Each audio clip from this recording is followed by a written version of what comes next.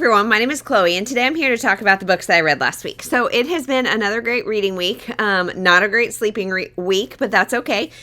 We're getting a lot of books done, and so let's just jump into it. So if you have not seen one of these videos, I'm going to talk about the books that I read that are middle grade, that I either read by myself or with my kids, and then I'll talk about the adult books, and that'll be that. So I'm just going to go in the order that I read them, no particular anything. So we are still carrying on in the Nancy Drew Clue Crew series, and these are like 90 page books, and we are reading about one every other day and just loving them. They're really good, somewhat formulaic as you would expect, but they are pretty good. So this one is the Cinderella Ballet Mystery. They're doing the Cinderella Ballet and the glass slipper goes missing.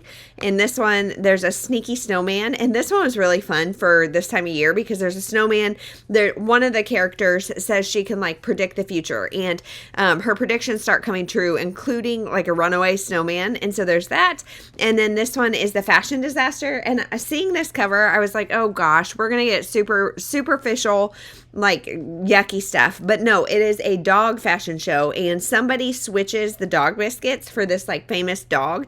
And so the dog will not go down the runway in the fashion show. So it was really cute. I actually really enjoyed this. And then I read one by myself, the Cupcake Diaries graphic novel. This is Alexis and the Perfect Recipe. And now I never read the Cupcake Diary books as a kid. I have not read them as an adult. And so I'm just getting the graphic novel. And this is about Alexis. She is one of the Cupcake Club, and she has a crush on one of the other's brothers. And it's really exploring like your first crush and how that is, and then like, is it really all it cracked up to be? But Alexis is very logical, very methodical, and very like scientific about things, and so her first crush is no different. And it was really fun to see how she approached that. And again, not something I'm going to pass on to my 6-year-old right now because it is about older topics, but I am loving this series because it seems to be pretty decently kind kids, and short of like the popular girls and like the cliques and kind of cliches, it's been pretty good. So there's that. So now let's get into the adult books that I read. So I read The Two Family House by Linda Cohen Loigman. So I participated in Winterween, which is hosted by Gabby Reeds, and I vlogged it all on Patreon. But just a brief synopsis of this, I would say this is probably a 3-star read for me. I've read Linda Cohen Loigman before and liked her, and this one was just a little too slow. So this is about two brothers who they're both have families, and they live in the same house, like they share a house. And the one brother is really grouchy and kind of just negative Nancy, and he's got a wife and a bunch of daughters. And then the other one is a little more sunny and optimistic, and he has a bunch of sons. Both of their wives become pregnant and have babies the night of a blizzard. So definitely another one really atmospheric to read, especially as we have been dumped on with snow multiple times lately. And so I like that. But the book itself is just a very intense family study and character study, and I just thought it was a little slow. There is one, it alludes on the back to a tragedy and how that changes their relationships, and the tragedy itself is like 2 pages, and if you blink you miss it, and it's like a big event, and we don't get a lot of it. And so this is very much not plot focused, very, very much about the relationships, and the two wives kind of have some animosity, and it's an interesting book, but it is very slow. I will say the chapters are very, very short, and we get multiple perspectives. So the whole book is not that long. It's only 300 pages ish. But we have 71 chapters and an epilogue. So it is a quick read, but also just kind of, I don't know, if you really like character studies with almost no plot, although that's not fair to say. I'm talking in circles because that's not fair to say because there are things that happen, especially this one big tragedy. And it was definitely like a heartbreaking one. And so it just felt, it was very, very, very, very character study. So it got a little boring for me. And I did not feel like we got a lot of character growth or like big redemption things or big messages about life. Like, I don't feel like we really got that in this. And so, yeah. And the reason, like, there's a big secret that the wives keep, and the reason it all comes out in the end was really annoying to me. And so I don't know. I feel like I see where this was going. It was a really good intention and really good idea, but the execution just lacked a little for me.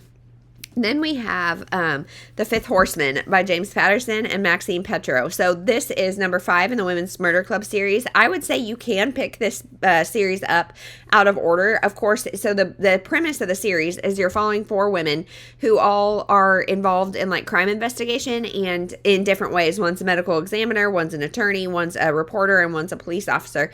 And they all work on this case together and become really good friends. And so you will, if you pick this up out of order, you would miss some of that relationships between the women, but these are a really good combo of women's fiction and thriller. Listening to these on audio is a unique experience because they are very dramatized, but it's kind of fun, and honestly, in this one, it kind of scared me. However, this one is maximum 3 stars for me because it is 2 cases. So we're following Lindsay, which is our detective, and she is working on 2 cases. One of which is a bunch of young female escorts being killed and put in fancy cars, and then the other is a bunch of people in the hospital being killed by being given the wrong medication, and then whoever's doing it is putting buttons on their eyes, and so it's really creepy. And I expected that the 2 cases would have something to do with each other, and they don't. And that itself is not the biggest problem. The hospital murders, I would say, are the bigger case because one of the characters' mothers is involved in this, and the escort car situation literally had nothing to do with anything. It was literally just there for filler. And the resolution to it was really easy. Honestly, the resolution to both cases was like stupid. I mean, the car killing happened, like the resolution comes midway through the book or something. And so you're like, well, why was that there?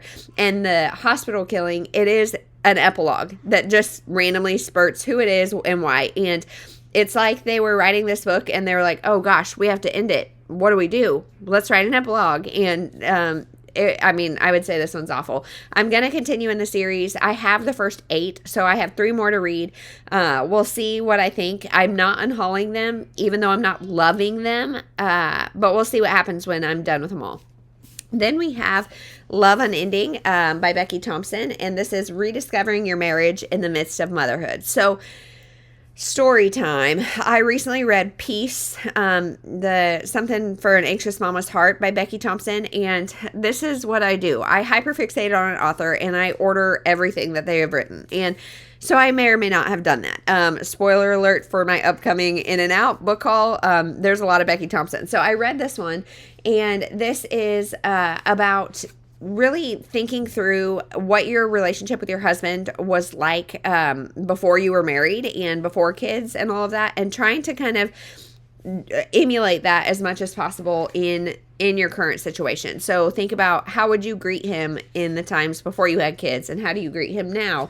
And each day, it's 21 different things, and they are greet lovingly, speak kindly, touch him purposefully, listen intently, thank him frequently, pray continually, forgive immediately, expect gracefully, serve joyfully, reach out intentionally, fight fairly, prepare expectantly, honor consistently, correct sparingly, choose wisely, connect intimately, join in willingly, profess passionately, goodness, we got some tongue twisters, discover daily, love unexpectedly, and interact patiently. And so all of these things, like, she offers really good ways to like journal or come up with ideas or kind of reflect.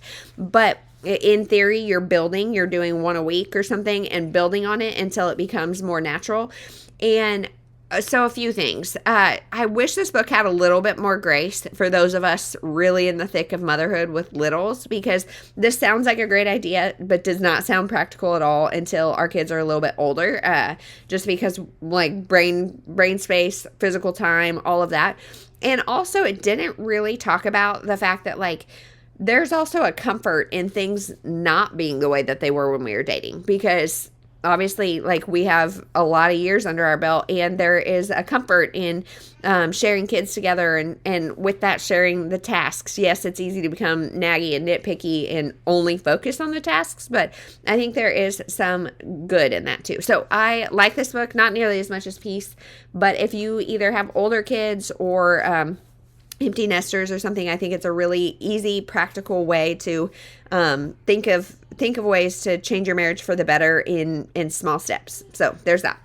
Then DNF, we have Head Over Heels by Jill Mansell. This is a brick, and I read about a third of it, and I'm so annoyed by that because it is really long, and I read about a third of it and just couldn't care. So this is a women's fiction chick lit something. It introduces a lot of characters, and for a while it takes a really long time to like figure out who's who, but even when you do, I feel like I still didn't care. Even though like I got my mind around who everybody was, I didn't care. And there's so many characters that there's no depth. These are just like caricatures, and I didn't like anybody. And this is very, very sexualized. So the premise of the book is that there's this guy named Toby or something who moves into town, and our main character, I can't remember her name, but she and Toby used to be a thing before he was a movie star.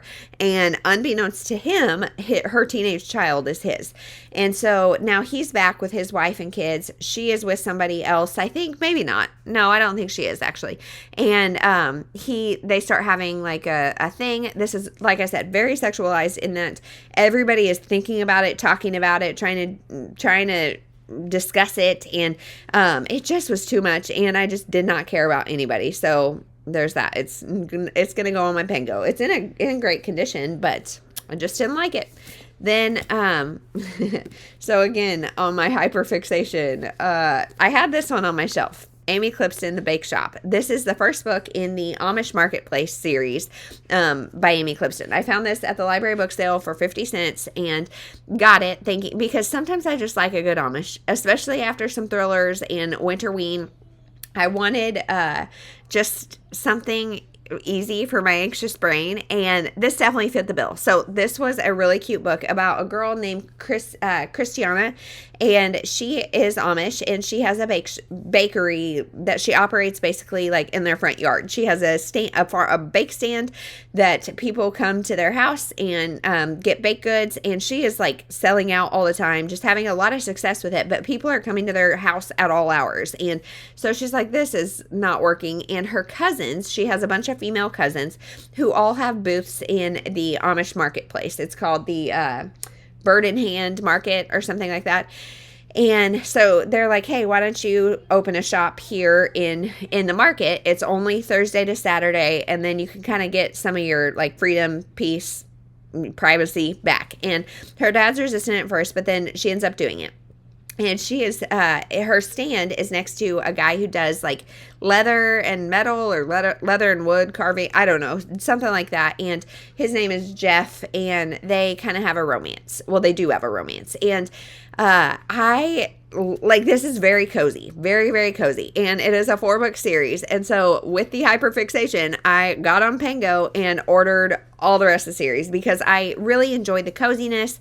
I enjoy the Amish element when I am, especially like, this is going to be clean, it's going to be pretty wholesome. And so I went ahead and ordered the rest of the series. And this first one, like, Jeff himself was not great. He was really grouchy and rude to her multiple times. And the whole reason is because his ex still lives in town and is still like ever present in the community. And so it's like, if you are getting that, first of all, if you're going to be rude to her, hard pass. If you're going to be rude to her because of an ex, you are not in the place to start a new relationship. And so I did not really ship the romance, but I would say this one was like 3.5. And like I said, the cozy vibes, the wholesome vibes, I bought the rest of the series. So I don't have it yet, but I'm going to tell you number 2 is the farm stand. For the farm stand, I think. I'll put a picture up. And this is about another one of her cousins, and she owns the farm stand, and so she grows a lot of produce and sells it at this market. And there's a restaurant owner, like there's a restaurant across the street. This restaurant owner comes in and is like, can I have everything? And he has a salad bar in his restaurant, and he wants to feature more local food. And so he basically buys her out, and the two start like a friendship, which of course then turns into more. This book is, I would say, I didn't like it as well because at least in this one, there is a lot more conversation around her whole life. Her dad's expectation of her, kind of her role in the Amish community, all that kind of stuff. In the farm stand, it's very like narrowed in on her and Will is his name. And will they, won't they, what are they going to do? Now, my biggest complaint about this book is that they are with other people the entire time. And they're not doing anything, well, I would say they actually kind of are bordering on an emotional affair because they share some intimate stuff with each other. And then, like, when they end up happily ever after, I don't feel like it's a spoiler to say that, I wasn't really happy. I more felt sad for their partners because it was just an awful situation. Like, the way they dealt with it was awful. And so if you are a big fan or not a fan at all of like cheating, like, of course, this is an Amish wholesome series. It's not like really, I mean, whatever. It's emotional cheating and they just kind of leave everybody high and dry. I also hate that trope of like, oh, now I realize my relationship is bad because I found this other person. I don't like that at all. If your relationship is bad, stop it, figure it out, but not because you found somebody else. I don't like that. So that's that one. And then the third one is the coffee corner. And this one I was really excited for because coffee seems extra cozy, all that. And it's another 3, maybe 3.5 star. This one is about the woman who she feels like she is the least desirable cousin. And so she is the people from the first 2 books are married. They're having babies. They're doing all the things. And she's wondering, like, will love ever find me? And of course it does. And so it's her romance. And it just was honestly probably the least memorable to me. The characters were not great. It was just, again, kind of zeroed in on the romance. And it just wasn't that great. I will say in this one too, we are told the main male gets introduced right at the beginning, and she says like she's always had a crush on him and they've always had some tension, and we don't see any of that. We're just told about it. We don't see any of it. And Micah is the guy, and he has a lot of baggage. He lost his wife, or his fiance, I think. She died of leukemia really quickly as they were engaged, and he's got daddy drama, all the things. And so I like that amount of depth. But it just, we were told about everything and not really shown it. And so there's that. So that's everything that I read for the week. Let me know what you read. Again, this like Amish series, I'm not even sure I can recommend it. It's all been like 3.5 stars. So if you're really wanting something Amish and just getting, like, it's helped my brain a lot to just be kind of in with this group of people that I know well, and they're comforting, they're short, they're decent reads, but I don't know that I needed to order them all. What do you do? I will see you in the next one. Thank you so much for watching.